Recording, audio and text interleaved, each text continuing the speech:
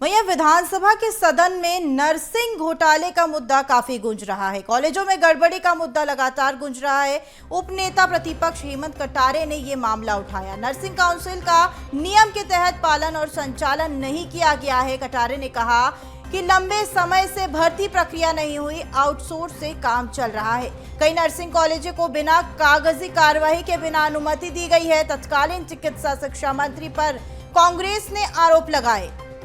वहीं कांग्रेस ने आरोप लगाया कि एक साल में 219 नर्सिंग कॉलेज खोलने का रिकॉर्ड बनाया गया। नेता प्रतिपक्ष उमंग सिंगार ने सदन में कार्यवाही लाइव प्रसारण की मांग की है।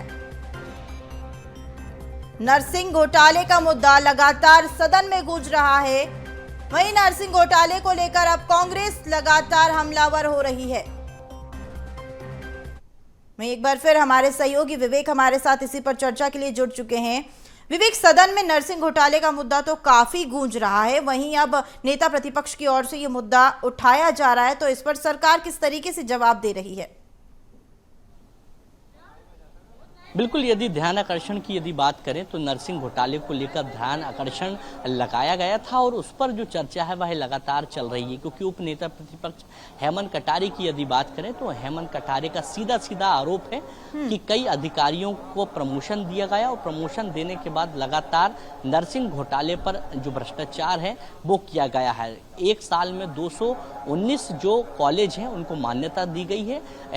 कहीं ना कहीं उस समय के जो मंत्री हैं, उस समय के कार्यकाल के जो मंत्री हैं, उनका नाम गिनीज वर्ल्ड रिकॉर्ड में जोड़ना चाहिए, क्योंकि जिस प्रकार से एक बड़ा भ्रष्टाचार किया गया है, छात्रों के भविष्य की यदि बात की जाए तो छात्रों के भविष्य के साथ खिलवाड़ किया गया है। क्योंकि कई ऐसे जो छात्र हैं जो 15 दिन में नर्स और कई छात्र ऐसे हैं जिनकी 15 दिन में डिग्री पूरे होने की भी बात सदन पर कह गई। हालांकि आरोप प्रत्यारोप का जो दौर है वह देखने को मिला, मगर सत्ता पक्ष की यदि बात की जाए तो सत्ता पक्ष का साफ तौर पर कहना है कि सरकार द्वारा नर्सिंग घोटाले मामले को लेकर पहले ही कई अधिकारी और कर्मचारियों पर गाज गिर चुकी है। लगातार पूरे मामले की जो सीबीआई जांच है वह हो रही है। साथ ही जो पूरा मामला है वो न्यायालय के अधीन है।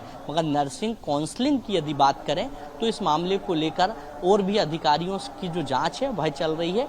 यदि तथ्य मिलते हैं और सबूत मिलते हैं तो ऐसे अधिकारियों के ऊपर जो जांच है वही की जाएगी।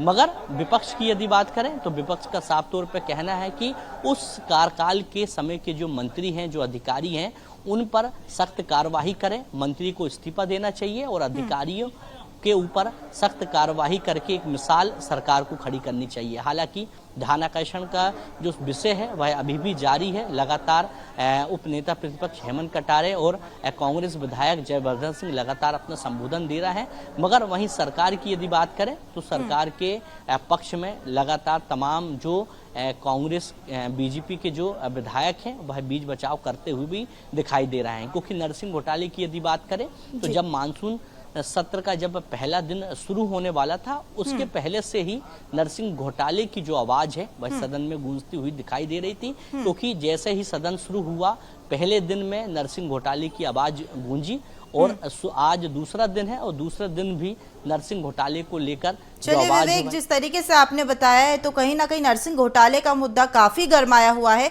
और सदन में लगातार विपक्ष इस तरीके के मुद्दों को लेकर जरूर आएगी। तो विवेक, हमारे साथ जुड़ने के लिए शुक्रिया।